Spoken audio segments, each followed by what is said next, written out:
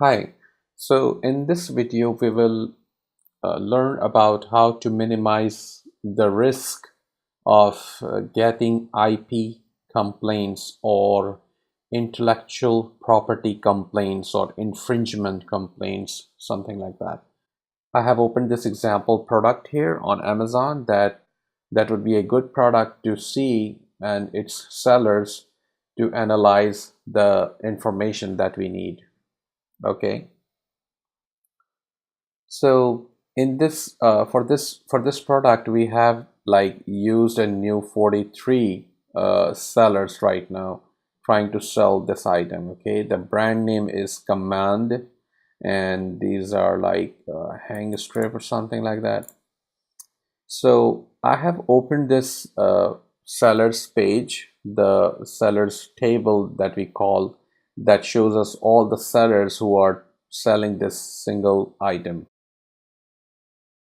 So the couple of these are used. We don't want to look at those. So maybe you can just check this mark here for condition to show only the new items. Okay.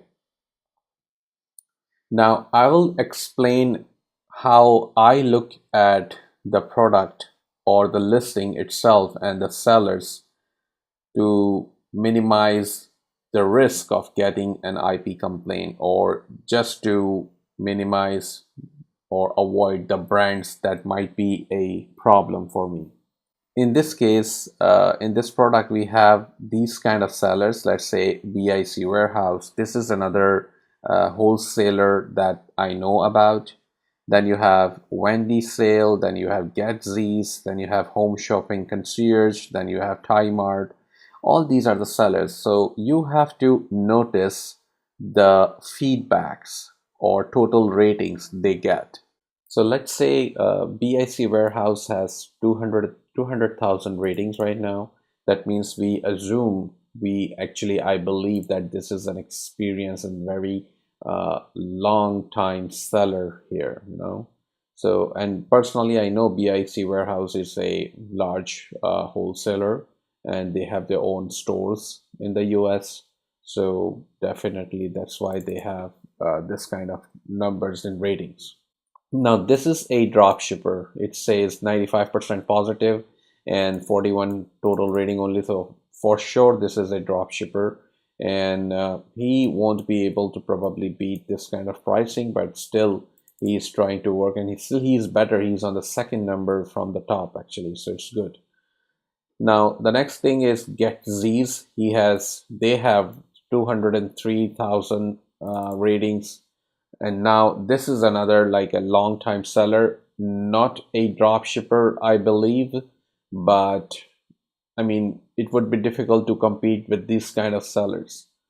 Now the reason I'm telling you about these ratings is because I want to make sure that there are other drop shippers who are selling. So if you see the sellers like this one, like for example, most of these are the big ones, like, or this is another drop shipper, so 3 ratings only.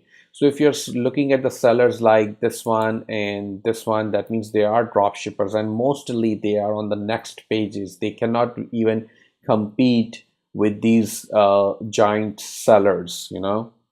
So if you go to other pages and then you see how other drop shippers are doing. So this one 118, and then we have, you see this one is another giant seller here, 138,000 rating.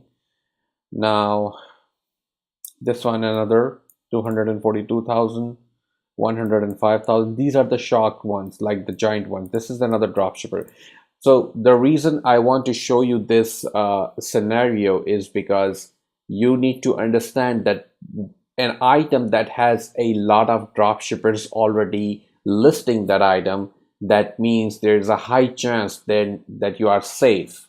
Okay, that tells you that you are safe. It's this item, this brand is allowing this many, like 40 plus sellers, and many of them are drop shippers, then it is safe to list that item.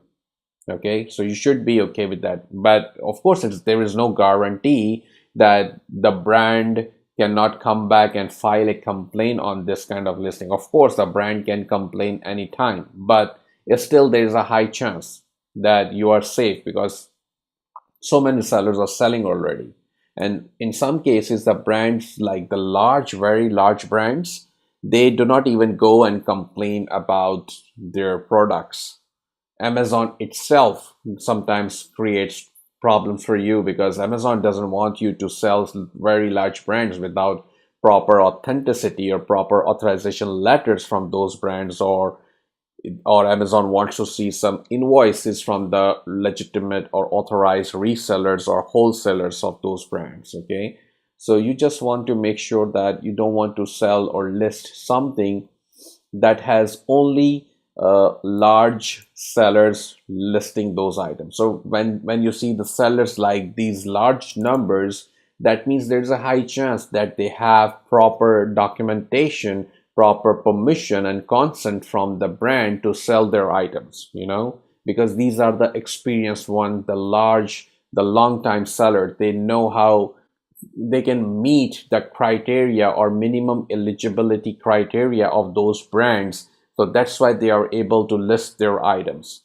Some of the brands are like they would need you to buy very high amount of orders from them in within 6 months or 1 year probably, and as a drop shipper you cannot meet that kind of criteria, so you have to just pick up the brands where other drop shippers are selling already.